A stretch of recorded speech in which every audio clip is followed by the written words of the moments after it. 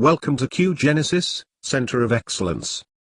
At our Center of Excellence, we provide tailored, high-quality learning opportunities on various domains, on technical skill development, leadership, management development, personality development, soft skills, team building, capability development and strategy development programs for corporate clients, NGOs and educational institutions, who want to develop personal effectiveness and professional development for their team. Our established systems and processes ensure a seamless flow of work from beginning to end. We break barriers when we need to, and go that extra mile. From Center of Excellence, we now present you a presentation on risk management. Thank you for your time, and we are happy to see you soon at QGenesis. Now sit back, relax, and enjoy our creative training video podcasts. Thank you.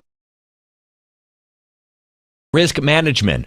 Risk management is a process that we perform on a daily basis. It consists of three main parts: risk identification, assessment, and control. Consider the following example. Imagine that you are walking in a hospital corridor and suddenly you see an electrical cable on the floor. Here you have identified a risk. You stop and think about the situation. Many people use this corridor, so there is a big chance someone will fall and injure him or herself.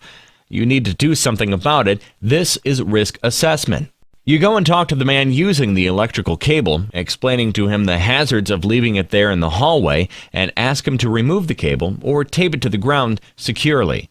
This is risk control.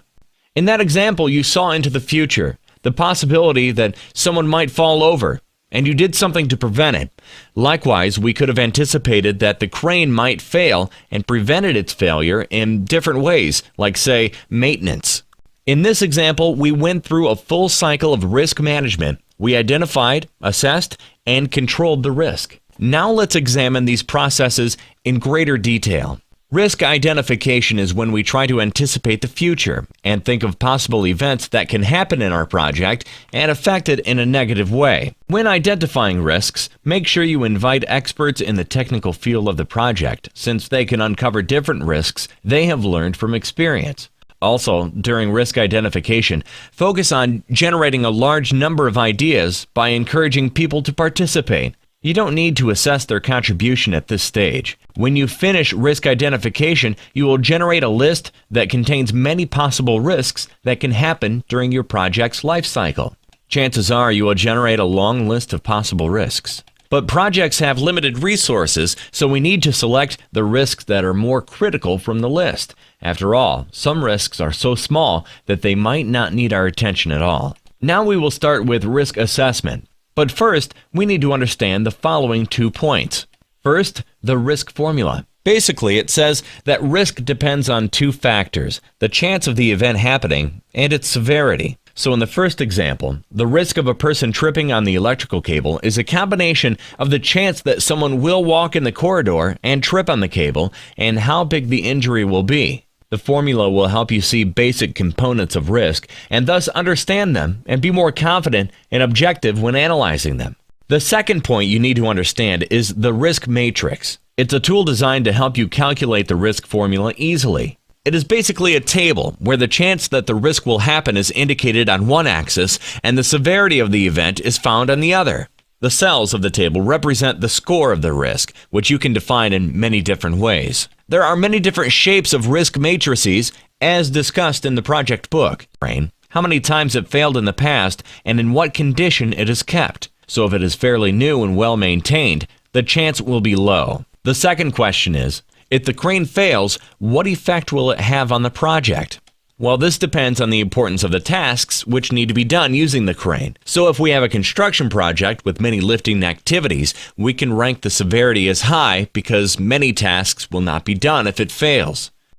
Important: risk management in projects will most likely demand the use of resources and may consume some of the project budget. We don't want to respond to risks that are highly unlikely to happen or have very small effects, so make sure you conduct proper risk ranking. This can be accomplished by justifying why you have given a particular score to a specific risk component. This will differentiate risk management from just arbitrary guessing. After risk assessment, we can rewrite our list of ranked risks and start looking for ways to control them. Controlling risks should be a fun exercise because you have the opportunity to be creative and select among different tools to control risks. There are 4 main tools for risk control. Can we eliminate the risk? We can do so by making it impossible to happen or ensuring that it will have no effect on the project. We can also opt to reduce the risk by decreasing its chance of happening or its severity. We can also transfer risks to others who can better deal with it for a fee. Or we can just accept the risk if we know we can do nothing about it. Okay, enough with the negative things for now. Life is fair, and if you must expect risks to be present in your project, you can also expect some opportunities. Opportunities are unexpected good things that can happen to your project. One would be finishing some tasks earlier than planned and reducing the cost of performing others. Similar, but opposite to identifying risks, project managers should also be able to identify opportunities, rank them, and try to get them to happen as much as possible. Risk management is a beautiful thing. It can act as a magnet and pull the different components of your project together.